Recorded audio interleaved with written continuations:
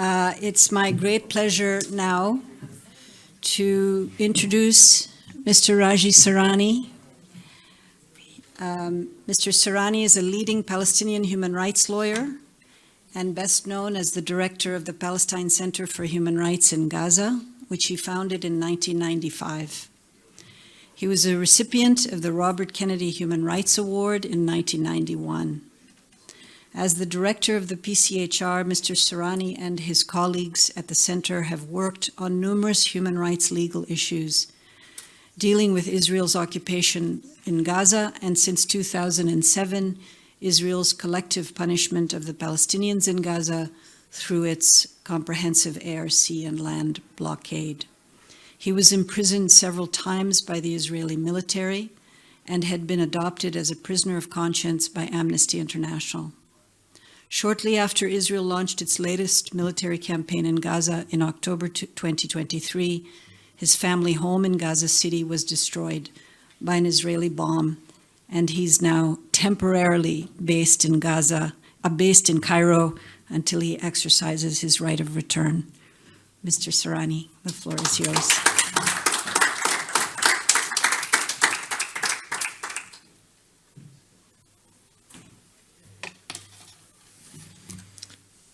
Thank you so much, Susan. Hard times pushes either or to give up or to stand for a challenge. I think we, the Palestinians, are in our hardest time ever in our history. Do we have the right to give up? Do we have the right to be good victims? Are we defending just fair right cause or not? Should we lose hope in tomorrow because of the massive killing, massive destruction, massive displacement, and massive famine? Should we lose hope and strategical optimism that one day we shall overcome? Hard times, the pain, the blood, the souls should motivate us to stand up, to shape up, not to talk as the victims, as the freedom fighters. We are not a bunch of poor people who need some help, some food, and some medicine. They want Gaza to be the graveyard of international law. Not for Gazans, not for Palestinians, but the whole world. Look, this is the fate, the destiny of those who can say no to masters. For those who challenge and stand for dignity and justice and their self-determination. We have no right to give up. Neither us or those who believe in justice and dignity for man across the globe. For those who believe in the rule of law, of international law, international humanitarian law.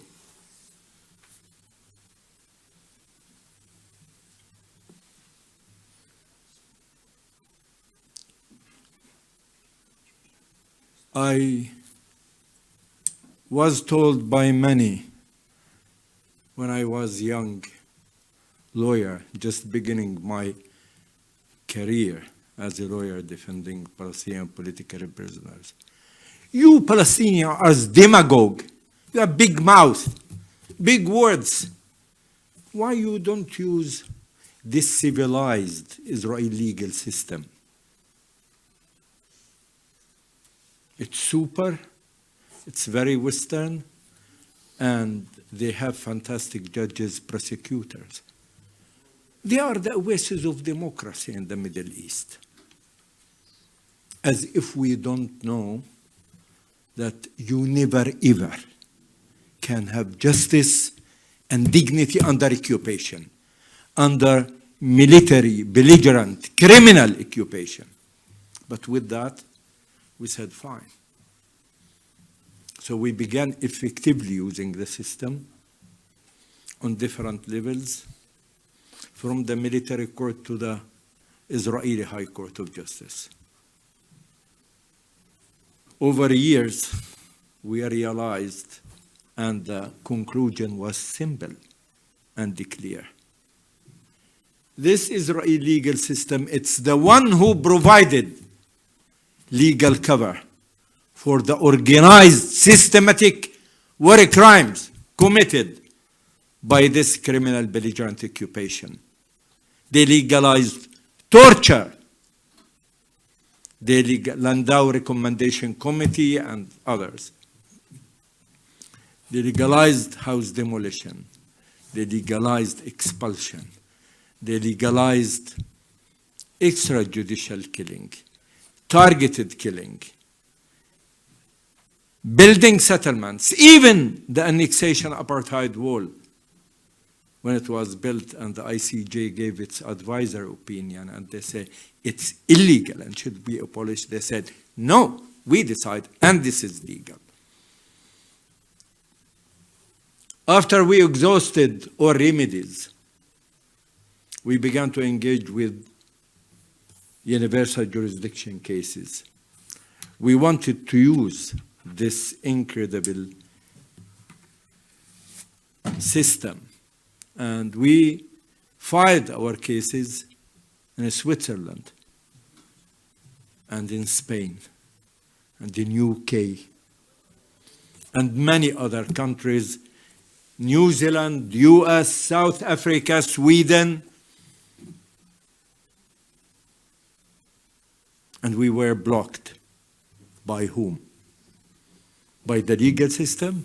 No. We were blocked by governments. They changed the laws. They changed the procedures. In Spain, Maratinius, 2 days after the Audiencia Nacional gave a ruling against 6 of the Israeli leaders to be arrested and investigated,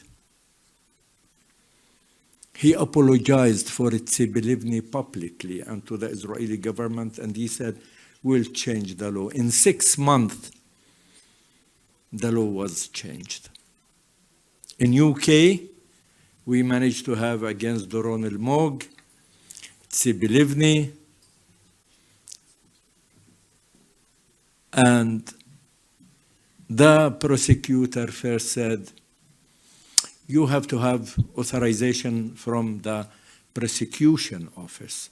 So you have to submit all the case before the court to us, and we have to authorize you whether you have basis or not. And then they said, no, you have to go to the Metropolitan Police, and you have to ask them whether you have sufficient evidence or not. And then if they find out there is sufficient evidence, they can submit it to us, and then we can decide.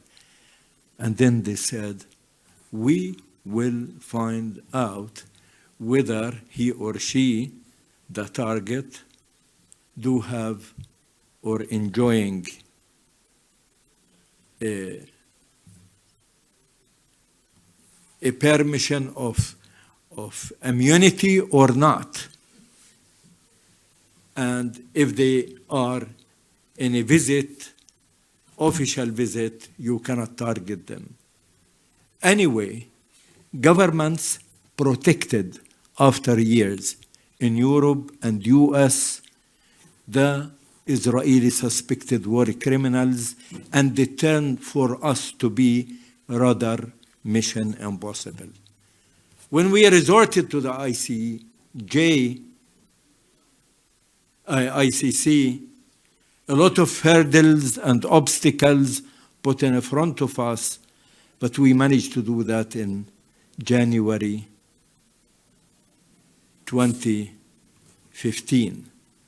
And we departed from there, and immediately Trump came in his first presidential term, and he issued presidential decree criminalizing any who will assist of bringing U.S. or Israeli suspect criminals to the ICC.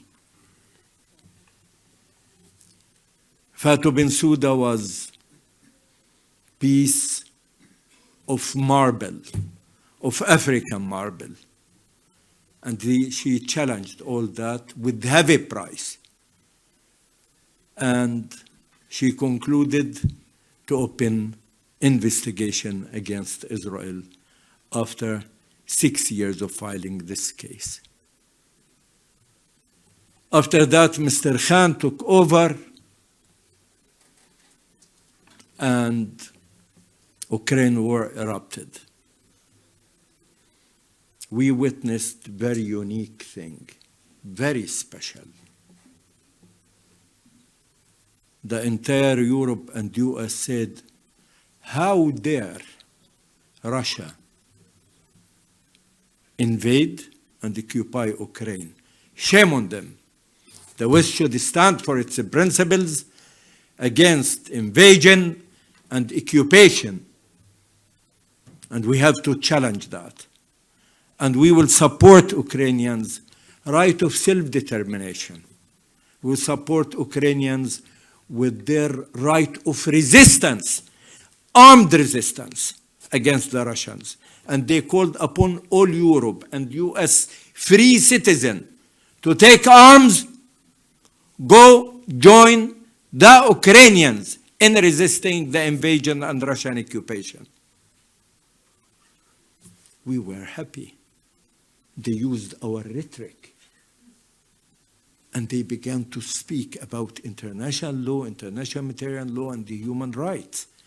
They began to speak about Russian war crimes in Ukraine. And they began to speak about children, women, bombardment of civilian targets, etc. And then they said, we have to sanction Russia. And they imposed waves, 7 waves of sanctions, paralyzed the Russian economy. And they said, we will support it in front of the ICC and the ICJ. And we will help them also economically and with arms. You have to respect the intelligence of the people. They have no respect for anybody's intelligence. Selectivity, politicization of international law, that's the rule.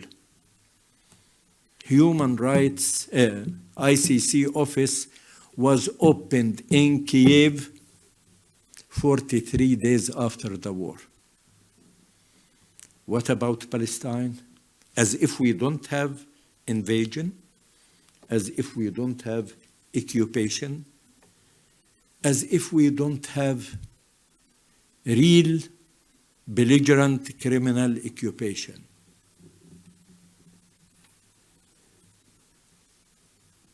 I would go just the day pre-7th of October. What was the situation in the occupied territories?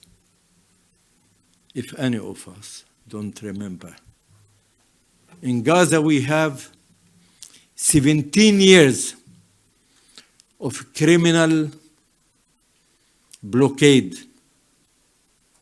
suffocated 2.5 million people socially, economically, and turned Gaza to be animal farm, international community dumping to it some food and medicine. We were disconnected from the outside world. 65% unpaid or unemployed, 90% under poverty line, and 85% fed by UNRWA. So they shifted us to be a nation of beggars. Shame on them. We have the highest percent on earth in university graduates. We have strong business community. We have the most skilled workers in the Middle East. They shifted us to be a nation of beggars. They didn't satisfy with that. More.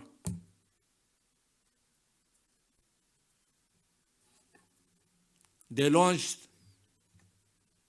the war of 2008-9. In the eye of the storm, civilian and civilian targets. Goldstone report was simple, direct, and clear. 2012, 2014, the Great March of Return, 2017, the offensive in 21, 22, May 23. This is Gaza. What about West Bank? Ethnic cleansing, Judaization of Jerusalem. Sheikh Jarrah was one of the flags of the crimes committed there. Jerusalem situation ruled out almost and disconnected entirely from the West Bank. In the West Bank, the North disconnected from the South. Jericho Republic disconnected from the rest. Moving between villages, camps, and cities, rather mission impossible. Settlements every day, expanding vertically, horizontally, new settlements are built. Legal settlements, illegal settlements. And after 30 years of Oslo Accords, the peace accords, what we are having, 1 million citizens in the West Bank. 1 million moved to the West Bank. A new brand of apartheid has been created there. We warned from that in 2001 at the World Conference Against Racism. All world civil society, including the South Africans, said, this is a new brand of apartheid, more bloody and more brutal. When His Excellency KK didn't move after October 7th, we kept from day one feeding him with facts, with informations, with what's needed. He reacted by visiting the Israeli victims.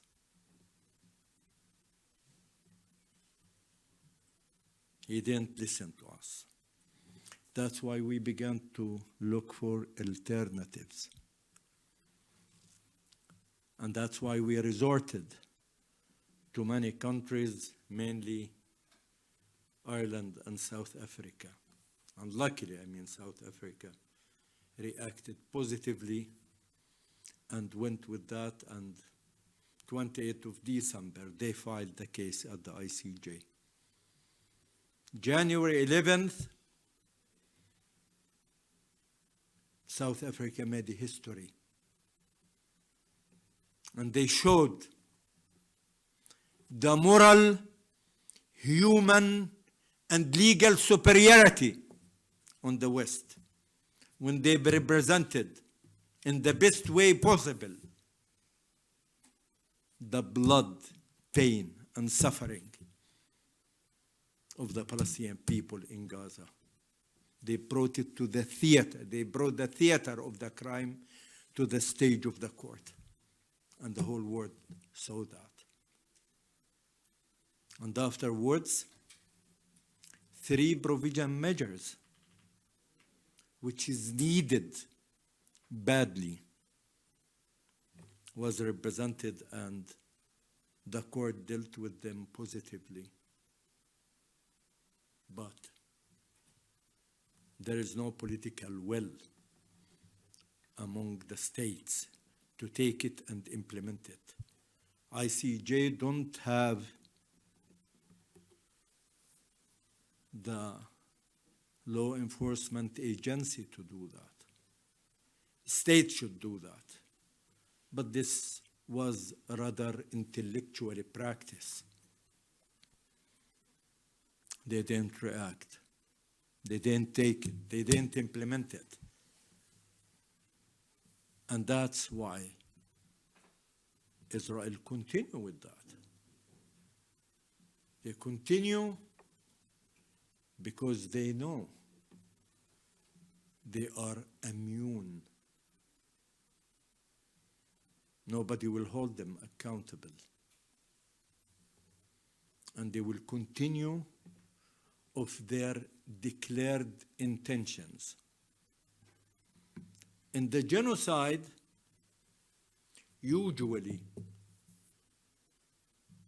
you can prove all what's needed as component of the crime.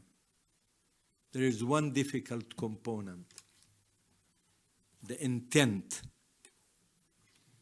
The intent. In our situation, is the intent clear? Is it visible? Has it been stated? In October 10th, 23, President of Israel said, no innocent or civilian in Gaza. All of them are complicit partner in the crime. We will get them all without distinction. Netanyahu said, Gazans should leave Gaza. Simple words. He didn't cheat anybody. We don't know whether he meant to the sky or to Egypt. Gallant was super clear. He said, no water, no food, no fuel, and no electricity for Gazans. Gazans are a human animal. We will give them all without any distinction. At least we were able to collect 470 statements as such by top Israeli ministers, political leaders of parties, Knesset members, army chiefs and commanders, etc.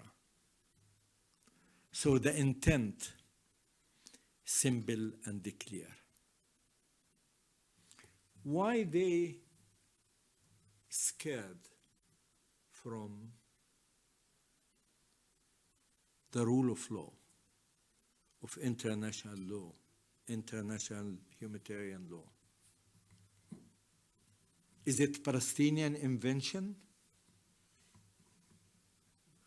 This is the creme de la creme of the human experience. We didn't invent it. But what they are doing evil, violating each article of that. I'm not neither stupid or naive. And I never thought we will get justice from the Israeli legal system or through universal jurisdiction or the ICC or the ICJ. That can bring you max 5 to 10% of the whole conflict. But why we are using it? Because in this area, you deal with simple formula. Facts, standards, conclusions. We have the best well-documented conflict in history.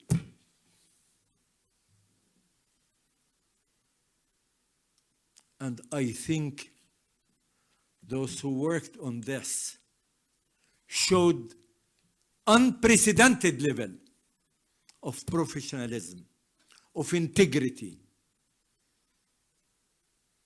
And they used the law in very effective way. So you have the facts, you have the standards, and the conclusions are simple. They can beat us in any field on earth. They can beat us in security. They can beat us with arms. They can beat us on the battlefield. Two things they cannot beat us with. A, we showed moral and human superiority on them. And that's our just right to do that. And we will stick on that.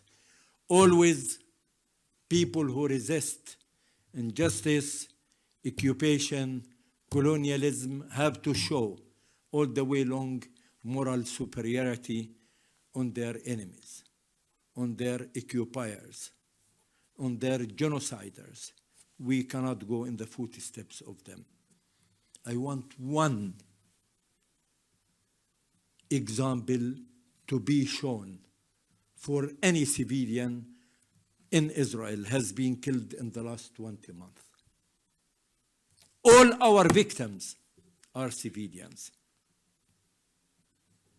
And the second, neither the political parties or Palestinian people raised the white flags. And they said, sorry, we gave up. We will never, ever giving up. As the Irish say, till the last breath.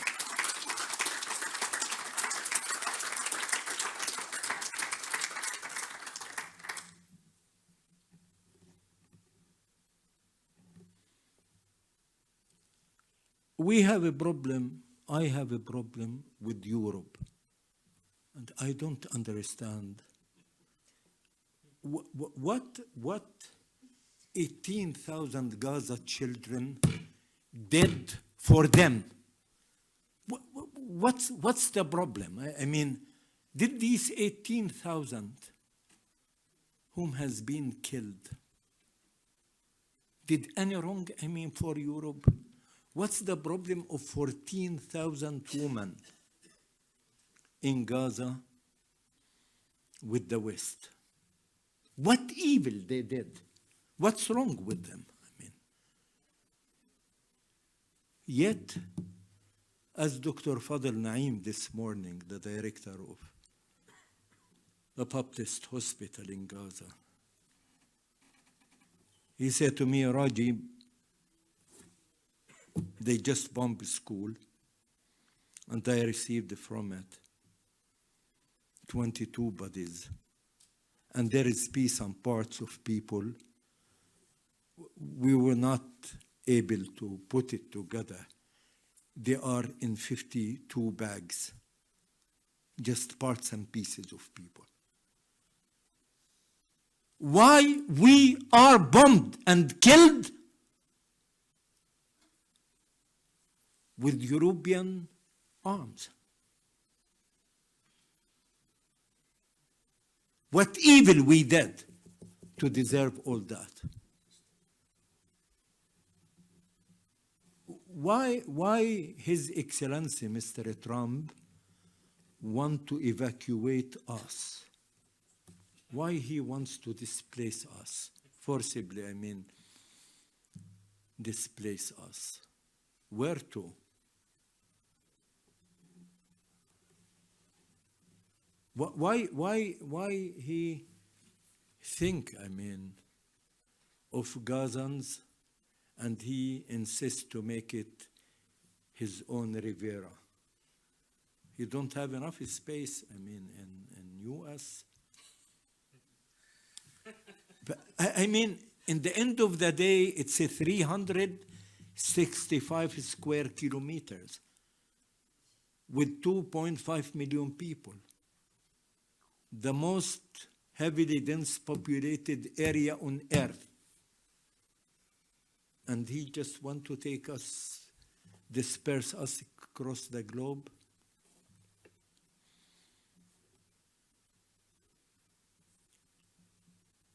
We will continue our struggle. The last 12 days are the worst in the 20 month. The worst on the level of killings, on the level of destruction, on the level of using fire. Almost the north till Gaza City empty as a result of that. Khan Yunis area, almost the entire city and the camp evacuated, and no people there. And now they are developing the attack against Gaza City and the middle camps. In May 7th, last year, Netanyahu launched the attack against Rafah. There was in Rafah and the Mawasi area 1.9 people concentrated in 34 square kilometers. And when we attacked from the east and the north, he wanted to push everybody towards Egypt. That was his final attempt to push Gazans towards Egypt. And he knows Egypt will not shoot at them. But he didn't understand the chemistry of Gaza. Mathematically, all what he did was absolutely right and logical. And the ultimate outcome of that attack was people will go towards Egypt. But 79 of Gazans are refugees. He didn't know these people have the Nakba trauma deep in their heart and mind. And never again. Never again Palestinians will have a new Nakba. They were not instructed by anybody. But that's the hard chemistry of Gaza. And that's why everybody, instead of going south, they just went back north. Now, he's repeating that again by attacking the north, trying to push everybody towards the south, and trying to concentrate them. And I can assure you, I hope this doesn't happen again. But what at this time we are having, we didn't have the famine on this level. In the last 12 days, hardly anybody in Gaza can have a meal in 4 days or 3 days. I'm talking about women, children, old, young, whatever.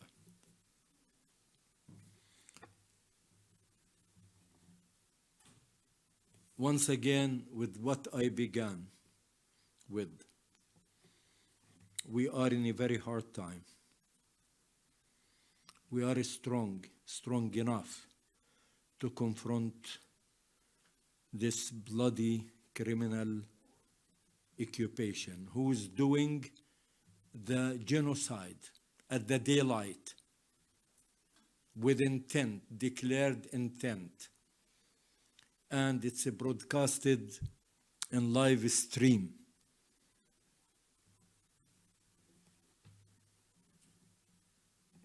But we know we are on the right side of history. We know we are the stones of the valley. We have been there since ever, and we will continue there forever. And we will invest our best to bring dignity, justice for our people. We are entitled for our right of self-determination, and we have no right to be good victims for genociders in the 21st century. Thank you.